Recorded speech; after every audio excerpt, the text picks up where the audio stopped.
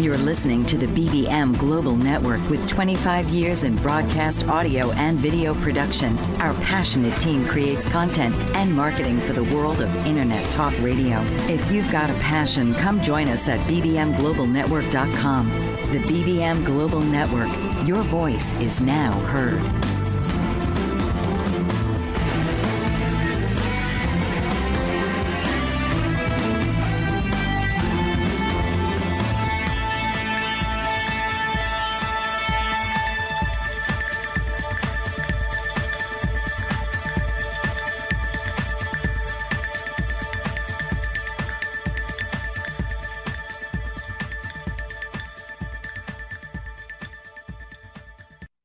Do you find you're always on the go but never seem to get anywhere? Welcome to EFT for Spiritual Fitness with your host, Cathryn Taylor. Best-selling author Cathryn Taylor will tap your way from energetic overload to a relaxing state of spiritual fitness. So now, please welcome the mother of inner child work and the host of EFT for Spiritual Fitness, Cathryn Taylor. Greetings and welcome. Welcome again to EFT for Spiritual Fitness. I'm Cathryn Taylor, and I'm broadcasting live from the Twin Cities in Minnesota on Bold Brave Media Network and TuneIn Radio. And again, this is spiritual fitness. This is tapping for spiritual fitness. So I always like to start the broadcast out by talking a little bit about what spiritual fitness is. And put real simply, it's just actually consciously and purposefully establishing habits that enable you to feel fulfilled and harmonious, body, mind, heart, and soul, that comprehensive way of really relating to your life. It's about being open to all sorts of inspirations that assist you in that never-ending evolution. We're constantly changing. We're constantly growing. And part of that change requires that we have the ability to let go of who we were yesterday, of who we were 10 years ago, of how our relationships were 10 years ago. It's really knowing how to grieve. And one of the things we're going to talk about today, in fact, the main thing we're going to talk about today is grief, because we all experience grief. I don't know if people realize, but we are constantly in one of the 5, and now recently there was a 6th stage of grief added. But we're always in one of those stages of grief, because the 5 and additional 6th stage of grief have to do with dealing with life. The first stage, and I'm going to go into this a lot more in depth throughout this broadcast, but the first stage just simply is anxiety. So anytime you're anxious, then you are experiencing the loss of something. Anxiety is that first stage of grief. It's when we feel like something's being taken away from us. The intensity of the anxiety is equal to what we feel like we're going to lose. Often it's something that we perceive that we cannot live without. And so our body goes into that fight or flight mode. And if we're unable to process that, we go into freeze mode. Now, the second stage of grief is the bargaining stage. It's when we're trying to make deals, we're trying to figure it out, we're trying to manage what it is that we're afraid of losing. And sometimes that's functional. Sometimes the bargaining stage enables us to process through what we feel like we're losing, and we come to some resolution. If we don't, we get angry. We have that experience of irritation. And it starts out as more of a gentle irritation. But ultimately, if we really experience a major loss, then anger is a major component of that, because anger is our truth unspoken. Anger is that emotion that enables us to break away and move from what we are attached to really facing the reality that whatever it was, whatever that attachment was, that at least the form has changed. And we have to adjust to that. And once we experience the anger, then we usually experience the void, the despair. Now, these are not always done sequentially like I'm presenting them. But the despair has to do with us really addressing and allowing ourselves to hold the energy of that loss. I equate it to standing in a house where all the furniture's gone, and we're standing in that room in the void with nothing there. We haven't filled it up yet. We haven't moved into resolution, but we have let go of the attachment. So we're not looking forward yet, but we're not looking backwards. We're standing in that void. And that tends to be the most difficult emotion because it feels endless. It feels like we don't know how to fill it up. We're so good at wanting to fill it up that most often we fill it up with denial. We fill it up with acting out with our addictions. We eat our way through grief, or we drink our way through grief, or we act out in some excessive way that discharges the energy, but it doesn't resolve the loss. The fifth stage is really resolution and acceptance. It's when we make peace. And the sixth stage that's now being added is really in response to all of the new brain science that's been popping up since the beginning of this century, and the mindfulness that we can really be present. The purpose of grieving, the reward of grieving, is it enables us to be present. But in order to be present, we have to know how to grieve. We have to trust that we're going to be able to cope. I always feel like if we know how to grieve, we trust we'll cope, and we can live life without fear. Because there's nothing that we have to be afraid of. We don't have to be afraid of our feelings because we've developed the tools to process them, and we've developed the cognitive ability to identify them. So that's what we're going to talk about today. Now, most people relate to grief as something that we go through with a major loss, like death of a loved one. And I think if any of you heard the broadcast a couple weeks ago, I talked a lot about my brother who was in the process of transitioning at that time. And he did transition several days after that broadcast. And for the last 10 days, my family and I have been really walking through these 5 stages of grief. And one of the things that I have found interesting with the loss of my brother is that this is probably the first loss I've experienced when I've been so conscious. And what I mean by that is I'm very conscious of the spiritual release when we cross over. At least that's my belief system. That's been my experience. That's what I've studied. And my brother and I had a lot of talks about this. And so when he actually passed on, I could really feel his joy and his expansion. And because we were so connected, I could even witness some of that expansion on the other side just through being connected to him. But what I found really interesting is the dance between the personality part of me that has to get used to dealing with my day-to-day life in this dimension, where there is an absence, and to be around my sister-in-law and her children who really feel that on a daily basis. I mean, I lived in Minneapolis, or still do, and John lived in Ohio. So it's not like we were part of each other's life anymore. But this is a being that I knew him every day of his life from the time he was born. And we had a lot of contact in this last year when he had his first aneurysm, and he's been involved in rehab and recovery. And so we got close in a whole new way, and it gave us an opportunity to talk about that moment of crossing and some of the excitement that we both feel of seeing that as the next frontier, and even planned how we'd stay connected. And I have no doubt that that will happen. Like I said, I've had experiences with that. But that doesn't take away from my human self having to experience the loss and the ebb and flow of those 5 stages that I talked about.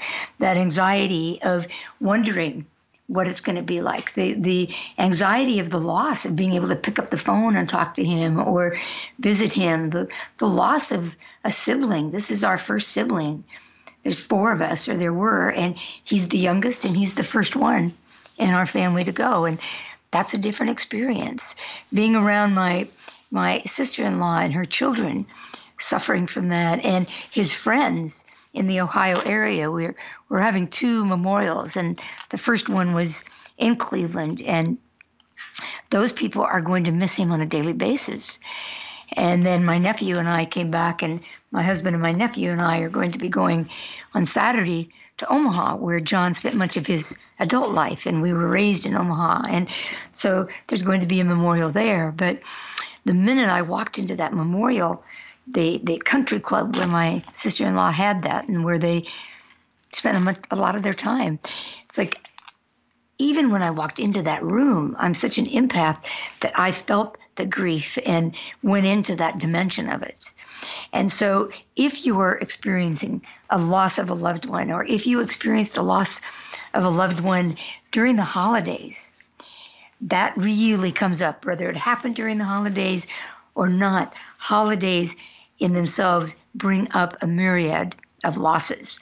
And so I want to talk about the 5 stages, the potential 6th stage of grief today, so that I can walk you into Thanksgiving and New Year's and Christmas and this whole holiday season that brings up regrets, brings up loss. And it's a time where if we don't know how to be present and feel the joy of the holiday season, then we tend to addict.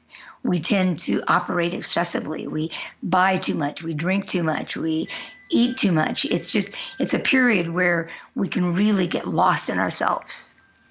And so we don't grieve. We don't process it. I do a whole workshop just based on optimizing this time of the year where you really allow yourself to go into whatever it is that you have to grieve, whatever regrets you have, whatever losses you have, that you allow yourself and your inner child to really experience those, but you do it in a time frame. You allow like 1 day to do that. And then if you're really processing through those emotions and you're not running from them, you can be very present with a lot of joy. Because remember, the 5th stage of grief is acceptance and resolution. The 6th stage of grief is that transformation, that expanding into a bigger part of yourself. I always say that if we can grieve, we trust we can cope. And if we know we can cope, we can live life without fear. We can live life non-addictively without fear, because there's no emotion that we have to be aware of or afraid of processing. We're going to have the tools to do that. And so we're going to talk a lot about, what happens when we do deny the 5 stages of grief. Where do we get stuck? Well, obviously, anytime we experience grief, we experience the stress response. Our body cues us to go into fight, flight, and if we can't do either one of those, then we freeze. And when we freeze, all of that emotion, all of that tension, it doesn't get discharged. It gets locked into our muscular structure. It gets locked into our electrical circuitry. It gets locked into the separation of our brain. Our brain separates in these 3 spaces. And when that happens, then we are locked into that reactive state. And we're unable to move in and out of anything. So I'm going to talk about how we come back into relationship with that. How do we navigate through that initial response? How do we navigate through the bargaining? How do we navigate through the anger? How do we navigate through whatever we need to experience with any loss? Now, I said earlier that we're always in a state of loss. I want to give you an example. If you lose your cell phone, you go through the 5 stages of grief. You don't even realize it because you go through them in 10 seconds, because 9 times out of 10 you find it. But you initially feel the anxiety and that panic. That first stage of grief really has to do with panic. And think of how often you use your cell phone. So you go into that state of panic and you go into the bargaining stage. You try to find where you are. You try to experience the bigger picture of it. Where was I last? What do I have to do? How can I retrace my steps? You go through that whole bargaining. And if that doesn't work, if you don't find it then, You get irritated. You get irritated at yourself. You get irritated at the situation. And then you go into some state of resolve. And usually when we finally let go of the anxiety and the anger of not finding it, then we're able to move into that void. And it's when we move into the void that we find where we're at. And so once we find where we're at, we can go into the acceptance. We can go into the resolution. So we have to take a break right now, but when we come back, I'm going to go into each of those stages a little bit more specifically. So again, I'm Cathryn Taylor, and you're listening to EFT for Spiritual Fitness. We're broadcasting live on BBM Global Network and TuneIn Radio. So stay tuned, and we'll be right back. Are you looking for employment? Are you looking for employment and live in Los Angeles, Orange, Riverside, and San Bernardino counties? Jobs Annex is the place for you. Are you an employer looking to fill a position or quite a few positions in Los Angeles, Orange, Riverside, and San Bernardino counties? Jobs Annex is for you. Employers, JobsAnnex.com is your resource for career-minded people. JobsAnnex.com is the convenient place for job seekers and employers to hook up and move forward. Jobs Annex has been serving Los Angeles, Orange, Riverside, and San Bernardino counties for over 14 years. Jobs Annex is a former employment search firm. We've evaluated many thousands of resumes, and we understand what employers want and what job applicants need to be successful in their interviews. At Jobs Annex, we provide you with the tools to tell your story for free. Our resources at JobsAnnex.com will help each applicant construct an award-winning resume, an eye-catching cover letter, and key interview questions to ask in various types of interviews. Best of all, it's free. JobsAnnex.com. That's JobsAnnex.com. There are artists, and then there's Alice Asmar. This award-winning artist has spent her entire life devoted to her artistic pursuits and has had a lifelong fascination with American Indians of the southwestern United States. Her book, Dance to the Great Spirit, showcases her drawings and paintings inspired by sacred rituals of the Pueblo Indians, and 4 of her lithographs are in permanent collection at the National Museum of American History in the Smithsonian Institution in Washington, D.C. She is one of 4 artists in the United States to win a Woolley Fellowship for study in Paris at l'École des Beaux-Arts and has been featured in numerous publications. She's exhibited at the world's most prestigious museums and galleries and recently won a 20-year service award from the Burbank City Council and the inaugural art competition of the Foundation of the United States in Paris. Visit www.asmarart.com, www.aliceasmarinternational.com, and email Alice at aliceasmar@aol.com. Welcome back. This is Cathryn Taylor, and I'm broadcasting live on BBM Global Network and TuneIn Radio, and this is EFT for Spiritual Fitness. And today we're talking about grief. We're talking about grief with the holidays. We're talking about grief of a lost one. But I'm also encouraging you to recognize that at every moment in your day, you're experiencing one of the 5 stages of grief. That's how often we are going through those emotions, because grief is a way that we exist. It's a way that we either get stuck or we move forward. The reward for knowing how to grieve is that you get to be more present. But in order to be present, you have to have some tools to be able to cognitively understand and call out your emotions. You have to be inspired when you feel tense and anxious to inquire within yourself, what is it that I'm feeling loss about? Where's my choice? Where's my power in this situation? And when you can cognitively begin to work with it, then it opens it up for you to move into what's called the window of tolerance.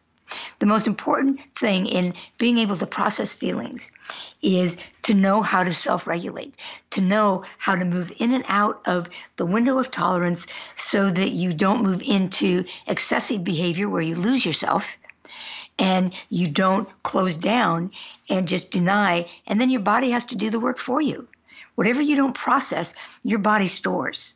We talked about that in the first segment. It stores it in your muscles. It stores it in the electrical circuitry. It stores it in the separation of your brain. And that's where I kind of left off in the last segment, is what happens when we go into the fight or flight response is our brain, which is usually unified, And it can take in information, and then the rational mind can determine how we respond. But when we go into the fight or flight response and our brain signals our body to fight or to flee, then the brain's mechanisms split. And we go into the instinctual part of the brain where we're reactive. Think for a minute, if you're on a ladder and you fall, your rational mind does not determine, oh, okay, I'm falling, I need to put my hands out, I need to brace myself. You instinctively know what to do. So your rational mind is overridden by that middle brain, the limbic brain. Well, what happens when we're in stress is we get caught in that. And if we don't resolve the stress, then our brain never reunifies. So our rational mind never gets to override and determine what threat is real and what threat is not real. So one of the things that grieving does is it gives you an opportunity to learn how to process those different emotions. And this is called EFT for spiritual fitness. So obviously, one of the key ways that I use to process those emotions is with EFT. When you feel anxious, it is good to begin to kind of identify what it is that you're anxious about. But even if you don't, you can deal with that first stage of grief just by dealing with the anxiety. And the purpose of doing the tapping and to get back into that window of tolerance is it empowers you to self-regulate. So you want to neutralize the anxiety and the anxious response and come back into a state of peace and calm. So we're going to do a little tapping, and I want to give you an example of that. But as you're setting up your inquiry so that you kind of understand what you're grieving, there's some focus questions that I'm going to throw out at you. And at some point, you can write these down. You can come back and listen to the archive. I just want to give you an idea of how you deal with the anxiety. Now, one of the things about anxiety is you may not have words for it. So you want to draw it. You want to express it in some way. Some people draw it as like a tornado, just being out of control, or a red ball of energy in your belly, or something that you're projecting. It's like it may be anxiety because of an interaction with someone, or it may be the death of someone, just that incredible kind of anchoring away from somebody that you feel, that being uprooted from something that you were really settled in. So it's a disruption in that planted sense of being rooted. It's a disruption in your being grounded. So you want to ask yourself, how am I dealing with this? What are my symptoms? How do I know I'm anxious? Where am I holding it in my body? That's one of the biggest things that you can ask yourself is, where is my body rumbling with this? How can I work with my body? Am I addictively acting out? Am I denying the feeling of this loss by discharging it through my addictions, but never resolving it? And you want to just take a moment to really settle into the tension. Because when you tap, the whole purpose of tapping is to neutralize that. And the way that tapping works is that it's like a self-administered form of acupressure. So you're tapping on the different endpoints that an acupuncturist or an acupressurist would be stimulating. And just by tapping on those points, you're sending an electrical impulse to the electrical circuitry of your body. And that electrical circuitry is connected to different organs. Our different organs hold different emotions. And so you are neutralizing that energetic disturbance. It's like, I always equate it to untying the knots in a chain, and the tapping just systematically unties that. Now, I've also been recently talking about TRE. I can't use TRE on the radio show, but I want to inspire you to explore TRE. TRE is tension and trauma releasing exercises, and that is going to empower you to release the contraction of the fight or flight response that gets locked into your muscular structure. And through a process of 7 exercises, you build a charge in your body that then invites it to go into what's called a neurogenic shaking. Whenever we feel stressed, we contract. We just pull in to our body, and there's different muscles that get locked into that contraction.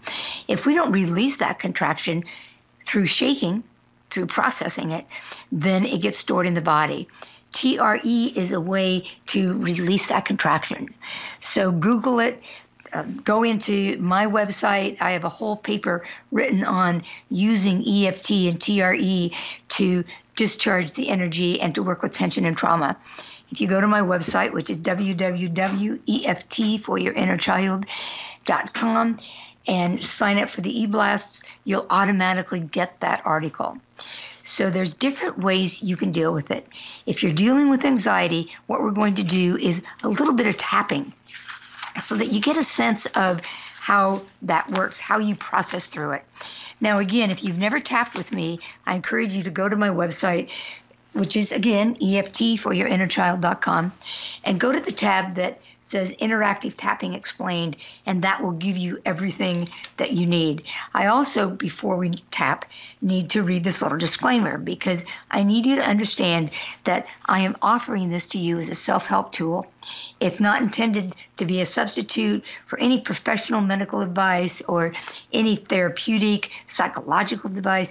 This is not a diagnosis. It's a self-help tool that will enable you to get from point A of your reactivity and anxiety to point M where you're calming down from it. If you need help, seek help. There's a lot of EFT practitioners out there. There's a lot of TRE practitioners out there. So seek the help that you need, but use this to begin to get comfortable with the concept of processing your anxiety. Now, when we're doing the tapping, we always do what's called a setup phrase, and we tap on the karate point. Now, the karate point is that fleshy part on the hand between the little finger and the wrist, just like if you were going to do like a karate chop. All right. So I'm going to read these 3 setups for anxiety, and then I'll lead you through a couple rounds. And when we get to the rounds, I'll tell you. So right now, just tap on the karate and repeat after me.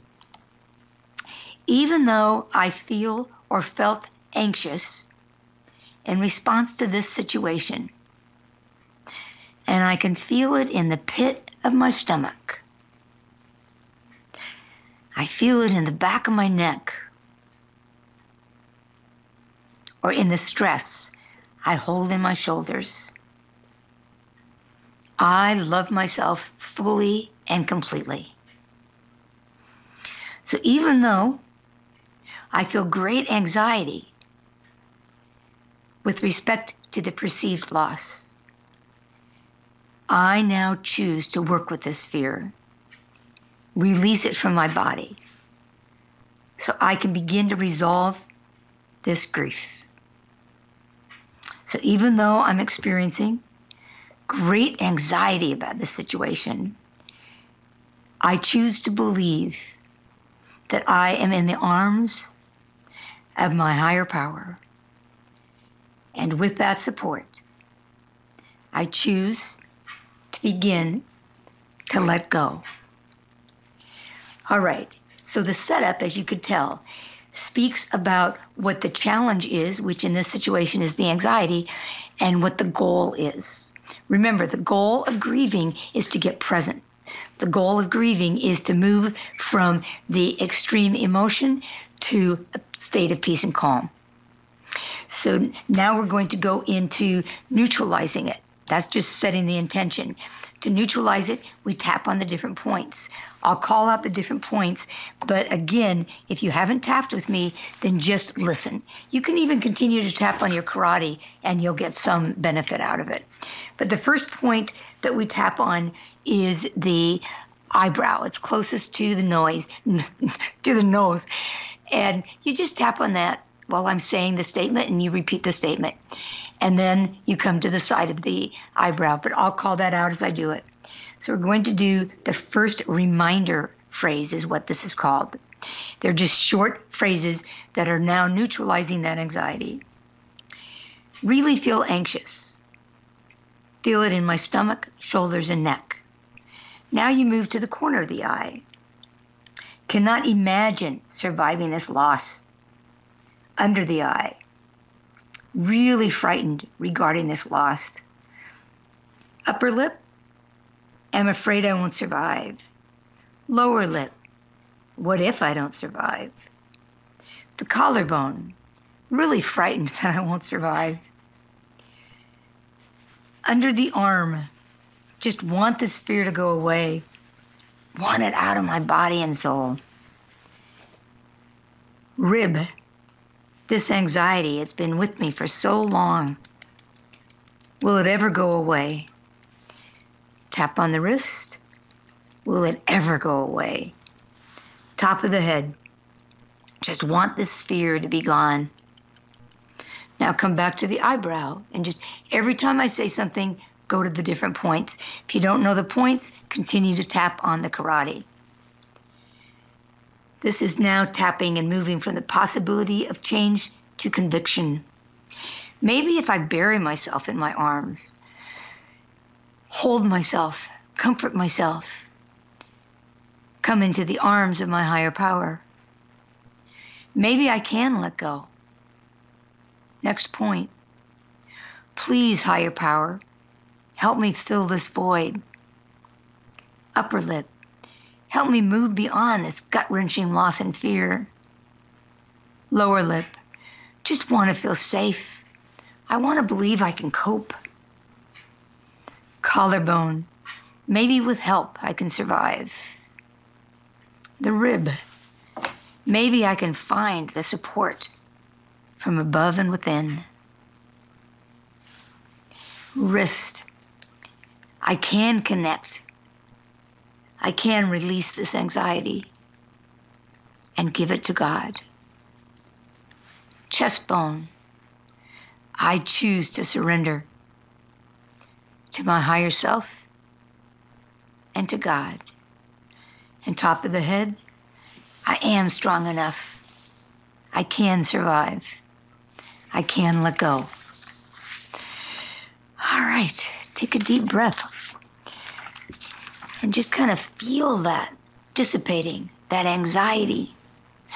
And it's time for another short break. But when we come back, I'm going to go into the bargaining and the anger and the despair. I'm Cathryn Taylor, and you are listening to EFT for Spiritual Fitness. We're broadcasting live on BBM Global Network and TuneIn Radio. And I'll be right back. Intergenerational programming is uniting America due to the tireless efforts of Dr. Ramona Frischman. Retired from the Miami-Dade County Public School System, Dr. Frischman continues to develop intergenerational learning programs aimed to improve the lives of children, young adults, and seniors through unique strategies and public policy in order to establish a mutually supportive agenda. She views intergenerational programs as a resource for policymakers and the general public on economic, social, and personal initiatives that govern our society. Her work bridges the generational gap, providing many individuals the opportunity to explore areas of common ground and celebrate each other's diversity. Contact Ramona Frischman at ramonalong@aol.com or visit www.gu.org to learn more about intergenerational programming.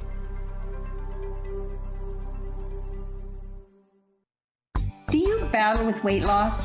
There is a solution. Founder of Weight No More Consulting, Deborah Simons, can help you lose weight safely and effectively through weight loss surgery. I know. I had the surgery 2 years ago, and I am 135 pounds lighter and medication-free. This full-service weight loss center caters to your every need as you navigate to a healthy weight following surgery. Servicing all of Canada, Weight No More Consulting takes pride in its compassionate care and guides you through each step before and after surgery. Starting with informational meetings, Weight No More Consulting educates each potential client before they decide to have surgery on the health risks of obesity and the various weight loss surgeries available. After surgery, Wait No More Consulting provides a solid support system with ongoing meetings to ensure continued success.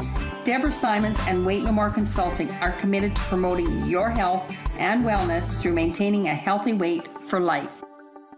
Welcome back to EFT for Spiritual Fitness, broadcasting live on BBM Global Network and TuneIn Radio.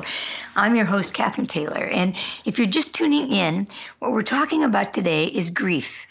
Now, grief of a lost one, but also just grief in general, and grief that you may be experiencing as we're coming up on Thanksgiving and we're going into the holiday season. That tends to be a time where losses of the last year or losses in our life become more prevalent, more in need of being processed, in need of being addressed. And so it's important to know what the 5 stages of grief are, and the newly designed 6th stage, the opportunity of grief. Again, if we can grieve, we can cope. And if we can cope, we can live life without fear. We can move through life knowing that we have the ability to come back into that window of tolerance. We have the ability to self-regulate and manage our emotions. The emotion that we talked about in the last segment was anxiety. Anxiety is that 1st stage of grief. That's when you're going to know that you are experiencing loss. Even the minor anxieties that you feel, they're related to loss of something. And if you can identify that, you know how to move through it. The next stage of grief is bargaining, and the anxiety rolls into the bargaining. The anxiety is a way that we begin to figure out, how can I make this go away? What did I do? We try to bargain with the loss. And so anxiety rolls into bargaining because we try to figure out what to do with it. Sometimes that works. Sometimes we're able to manage it. The bargaining is, like if we've lost our cell phone, as simple as that, we figure out what we're going to do to replace it, or we figure out where it is.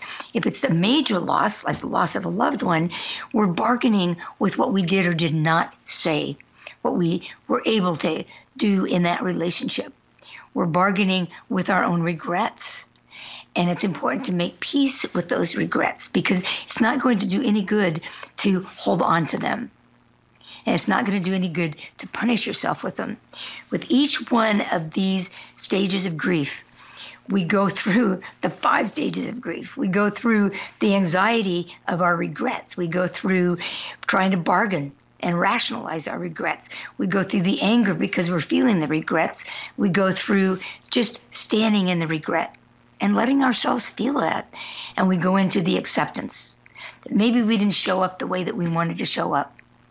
But in that moment of time, we did the best job we could do. And we have to forgive ourselves, and that's the resolution and the acceptance. So bargaining is really moving through that. Bargaining gives into anger. And then anger gives into the despair.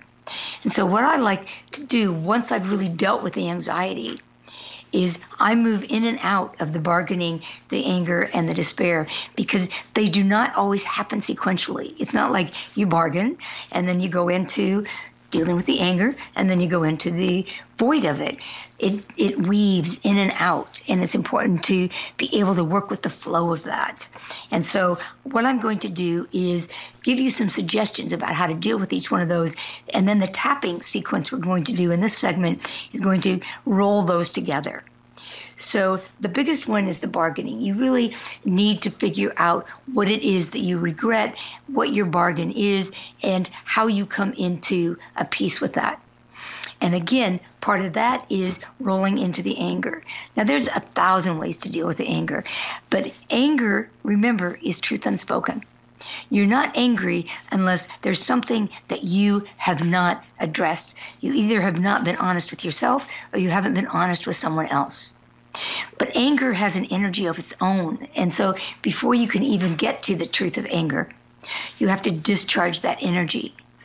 And that's why you want to move into first creating some protection around you. I always like to put some white light around me, Because when I'm dealing with anger, that's an energy that I'm putting out into the world, and I want that neutralized. Again, that's why I love that's why I love tapping, is because it neutralizes that energy.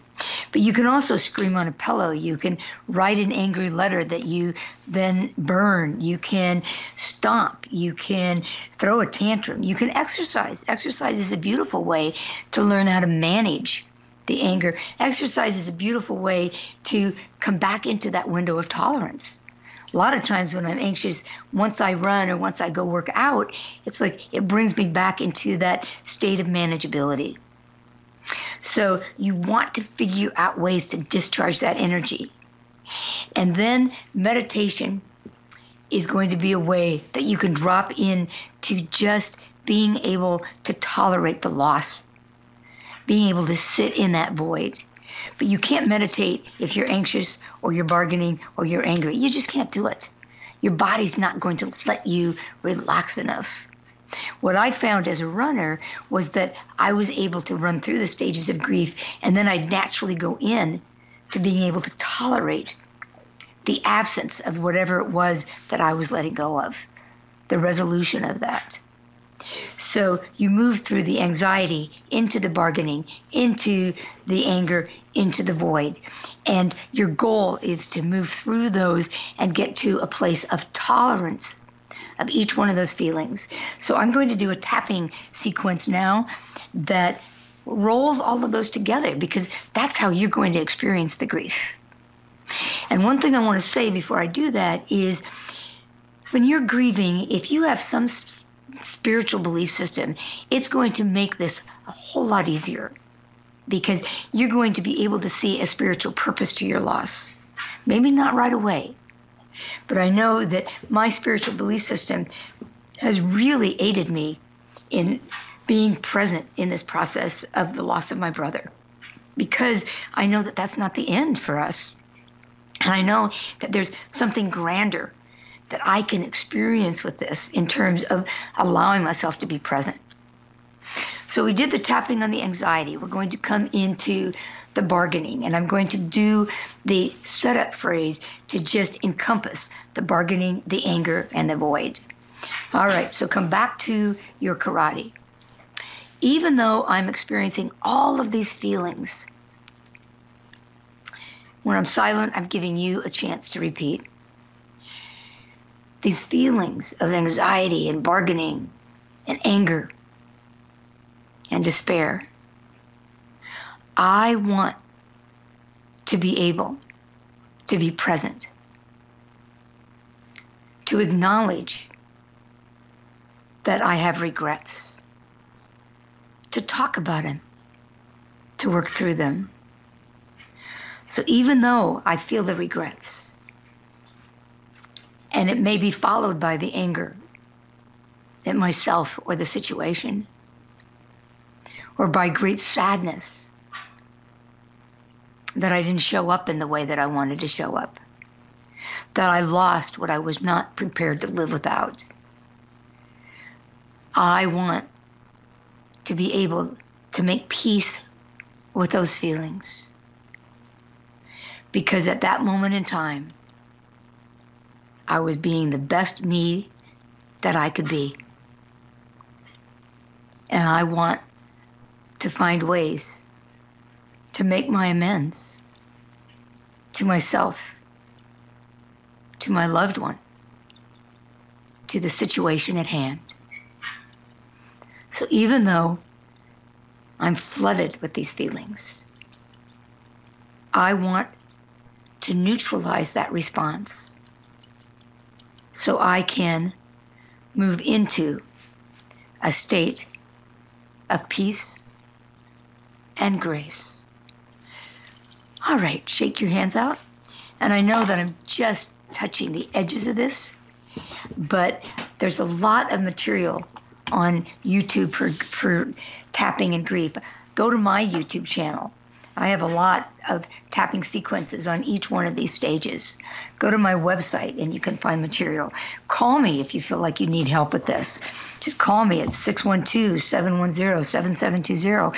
I offer a free 15-minute assessment. If you have questions about how to move forward, take advantage of that. I will be glad to assist you and help you design a plan. Maybe it's to work with me. Maybe it's to go to a grief workshop, a grief group. But don't be afraid to reach out. Reach out to loved ones. Reach out to people in your community. All right, now we're going to neutralize the stages of the bargaining, the anger, and the despair. So come to the corner of your eyebrow. All of this grief. Just repeat after me. The anger, the bargaining, the regrets. Next point. All of the sadness, the despair, upper lip, lower lip. Really want to release and let go. Next point. Acknowledge these feelings. Under the arm. Acknowledge my willingness to go through these feelings. Rib, to let go. Wrist, to be present. Top of the head, to release and let go. I choose to be present. Next point, I'm willing to be present. Under the eye, I'm willing to dance with my bargaining, with my regrets. Next point, with my anger, with my despair. Under the arm, I'm willing to feel this. Rib, I'm willing to cope. Wrist, I'm willing to be present. Top of the head, I'm willing to feel these feelings so I can move on. Okay, shake your hands out. That just gives you a small window, a small glimpse, a small idea of how simple it is to just be present and to use the tapping to neutralize what you're being present with. So it's time for another break. Again, this is Cathryn Taylor, your host for EFT for Spiritual Fitness. We're broadcasting live on the BBM Global Network and TuneIn Radio. And stay tuned because we'll come back to wrap this up and to talk a little bit about the spiritual purpose of grief. Certified professional coach Pamela Reeves can help you with your relationships. Motivational and image coaching are just some of the ways she can help you enhance all aspects of your life. Her book, Is It Love or Merely a Sick Attachment?, helps readers clearly distinguish healthy, loving relationships from toxic ones. Ms. Reeves has put her words into action through Ray of Hope Kenya, an international initiative that provides outreach to victims of abusive relationships there with the goal of helping them rebuild their lives and the tools to avoid abuse. Ms. Reeves operates various business interests through her umbrella network, Nella LLC, and credits her success to her diverse work experience. Whatever your goals, whether striking a balance, reinventing your image, or simply lifting your lifestyle, Pamela Reeves will help you achieve them. Your life, your call. Dial 410-902-5715 or email Pamela at pamregon@verizon.net. She's also on the web at pamreeves.com and on Twitter at Pamela_Reeves. My Dreams, My Challenges and Joys is an inspiring book by author Linda Genazzo. This real-life account of raising a child with autism from birth to adulthood takes you on a journey of compassion, love, and hope as it tells the incredible story of a devoted family and their beloved daughter. Together, they faced adversity and never stopped believing they would find the help they were seeking. A breast cancer survivor, Linda Genazzo has a giving heart. With a background in social work with the mentally ill and the homeless, Linda continues to help families in her community, and her book, My Dreams, My Challenges and Joys, brings greater awareness to autism and those families in need. To purchase your copy, visit www.lindagenazzo.com. It's also available on Amazon.com and BarnesandNoble.com. Don't delay. Get your copy today. Welcome back to EFT for Spiritual Fitness, broadcasting live on BBM Global Network and TuneIn Radio. And again, I'm your host, Cathryn Taylor. And in this broadcast, we've really been talking about grief. I've been talking a little bit and sharing a little bit about the personal grief that I am experiencing and my family are experiencing in response to the loss of my brother. But I also just want to globalize it because at this time of year, it's so common to feel grief. And I've been trying to inspire you to reach out and get support for your grief, to have the courage to identify your grief, to have some guidance in how you begin to navigate through grief, and to inspire you, hopefully, to check out the EFT technique as a way to neutralize your grief and to explore TRE, or the tension and trauma releasing exercises, as a way to discharge the grief as you experience it day to day, but also to go into your muscular structure and release the contractions that got locked in there from the many moments of grief that we all experience in our lives. So this is going to be a time of the year where if there's unresolved grief, that it can pick up its ugly head and kind of appear without you even realizing it. And how I like to approach that is to use this time of year as an opportunity to clean out that residue. Because if there are things that are locked into our bodies with grief, if there's old angers or old regrets or losses that we've just never been able to touch, then that eclipses our ability to expand and feel joy. And that's what the 6th stage of grief is all about, the transformation that we can experience if we look at grief as an opportunity to grow and to honor something that we've lost. I have grief about my brother because my brother mattered to me. I loved my brother. I was attached to my brother. And there's a loss for me with him. But anytime you feel anxiety, anytime you feel grief, it's because you've allowed yourself to attach. And that's good. That is being involved in life, engaging in life. And the whole trick that I've tried to explain in this episode is to be able to process through the grief so that you really trust that you can cope. That's all you have to be able to do is cope. And you can reach out to others to help you cope. You're not alone in this. You just do not have to be alone in it. There are so many avenues now.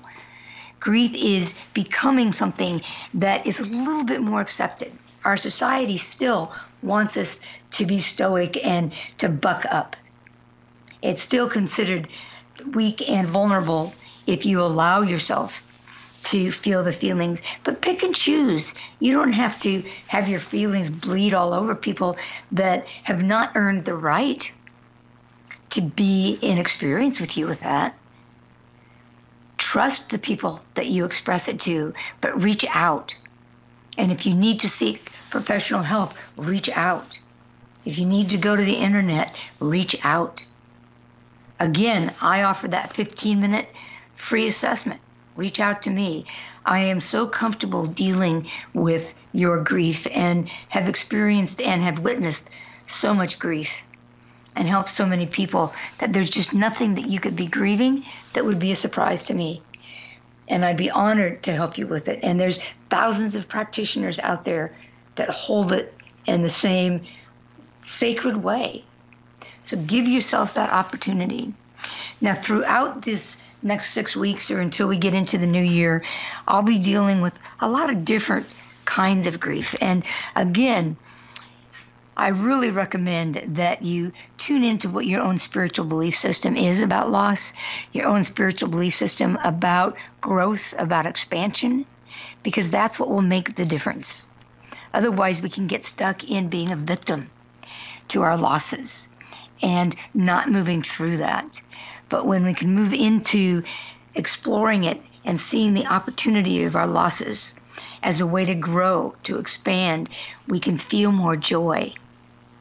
And if we can go through the holiday season by participating, but not in an excessive way, not in a way that takes us away from our feelings, but in a way that allows us to celebrate our expansions. Each of you out there, you know what your excessive behaviors are. One of the things I did before I went to Cleveland was I called a good friend of mine and I said, I want to be able to text you every day what the eating's going to be for me, because otherwise I walk into my sister-in-law's home and she's got kids, so she's got cookies and candy and all of these foods that would take me down a very dark road if I started eating that. And I knew I didn't want to do that, but I also needed that external support, because once I sent that text, I was on track that day. I didn't want to eat my way through the grief and loss of my brother. I wanted to be as present as possible. And that really worked. There are certain foods that if I eat them, I become more vulnerable. And that's true for every one of us out there. So I really encourage you to try to be conscious and to reach out. Now, next week, you will hear another version of this. In 2 weeks, I'm going to have my colleague and friend, Nancy Cayley, come back. She was on a couple weeks ago, and we talked about food addictions. And Nancy's going to come on so that we can give some concrete ways to deal with food addiction during the holidays, because it's one thing that we tend to do excessively is overeat the wheat and the sugar and some of those foods that we ingest that take us on a very slippery road. So I invite you to tune in for that. And I invite you to listen and re-listen to this broadcast, because some of the points that I make will help you. Also, if you want a 19-page PDF file on grief, then email me and I will send that PDF file to you for free. It's just Cathryn, Cathryn, at EFTforyourinnerchild.com, and that will get to me. I also offer the one-to-one sessions over Skype and through phone, so my work is not location dependent. And I just look forward to assisting you and walking you through this holiday season so that you can be more joyous. So until next time, I want to thank you for tuning in, and I want to remind you to be good to you and to those you love. Until next time. You've been listening to the mother of inner child work and host of EFT for Spiritual Tapping, Cathryn Taylor. Join us each week and learn spiritual fitness and the art of relaxation for a more peaceful life. Allow joy, receive abundance, and attract healthy relationships on the next episode of Cathryn Taylor's EFT for Spiritual Fitness.